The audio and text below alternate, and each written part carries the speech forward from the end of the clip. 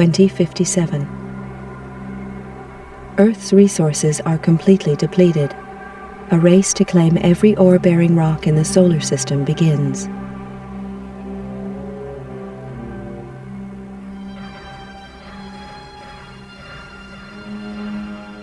(2079).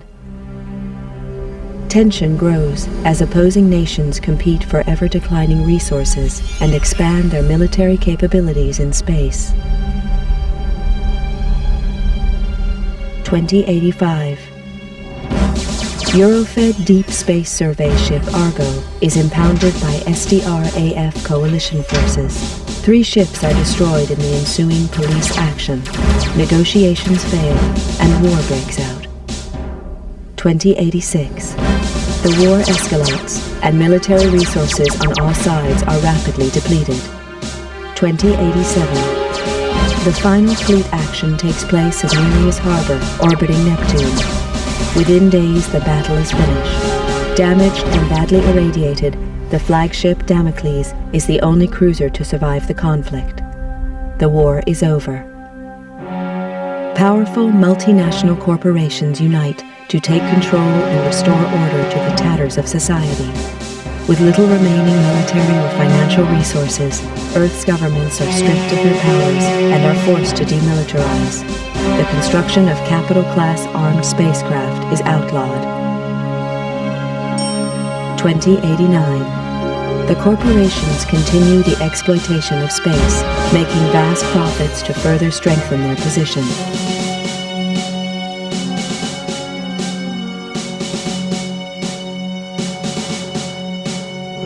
Earth's coalition government is allowed to create a multinational force to keep order in the colonies.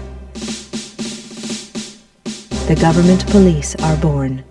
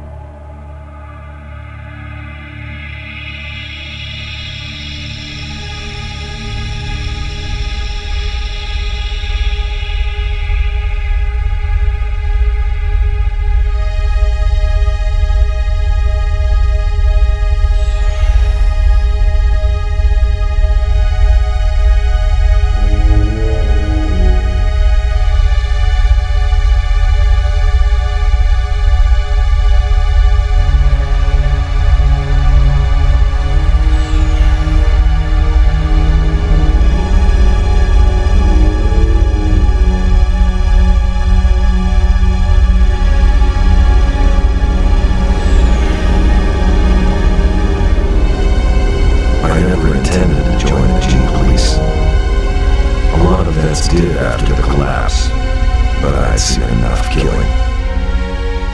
And killing's what it's all about. When they first hit the colonies, the G Police operated like any other Earth-based force. They got slaughtered by the truckload, and it was clear that the frontiers required more forceful policing. Close air support was introduced in the shape of the AG-60 Havoc. I'd flown these babies on Mars during the war, and they were past their prime even then. Lack of funding from Earth means that these ships are still in frontline service. Second-hand machines followed by second-hand crews. Which doesn't make the job any easier. G Police are supposed to represent government authority in the colonies, but I knew the score. Most smart cops did now. Keep the population under control and try and turn a blind eye to any shitty corporation deals. G Police are all volunteers, usually vets with time on their hands. There's a few high-minded idealists who think they can make a difference, but the majority are just running from problems back on Earth. The G Police ask no questions. If you're willing and you're up to it, you're in. Elaine Slater was one of the idealists. She was on her 4th tour as a Havoc pilot on Callisto, and now she's dead. Another good cop among many. They don't keep counting anymore, but Elaine Slater was different. She was my sister. The inquiry gave a verdict of suicide linked to stress and depression. I didn't buy that. Elaine had won commendations for closing a couple of big cases, and she even hinted at a new romance. Depression just didn't fit the picture. If I didn't believe the suicide verdict, that left only one option. Someone murdered her and went to the trouble of covering it up. I had to know the truth. With a couple of street contacts and most of my savings, I bought a new identity and signed up as a Havoc pilot in the colonies. My military record got me a posting to the main hotspot, Callisto, to Elaine's old unit. I knew I'd have to watch my back out there. If anyone found out I was Elaine's brother, I was as good as dead.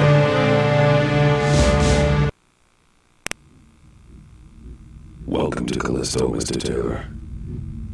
I'm Commander Horton, and I run this operation. I don't know who you were trying to fool with that false name, Bull Slater, but it's not gonna work on me. I'd met some of the pilots already. They seemed pleasant enough. Horton was another story. A horror story. He talked tough and looked tougher. That hunk of tin hanging around his brain hadn't slowed him down, though. He'd spotted my phony ID and was not impressed. Arriving on the same flight as the internal affairs investigator hadn't earned me any brownie points either. It was plain that my new commander didn't trust me, and that was okay. I wasn't too sure about him either. As I listened to Horton, I noticed the medals he wore. A vet from the Neris action. No wonder he looked half dead. Well, then it clicked. He was the Horton, the last great fleet captain. What the hell was he doing in this backwater? I don't trust you, Slater, and I'm gonna be watching you like a hawk. Your first briefing is tomorrow at 0500 hours in the main briefing room. In the meantime, I suggest you take a look at your unit's database and familiarize yourself with it. That's all for now, Slater. Dismissed.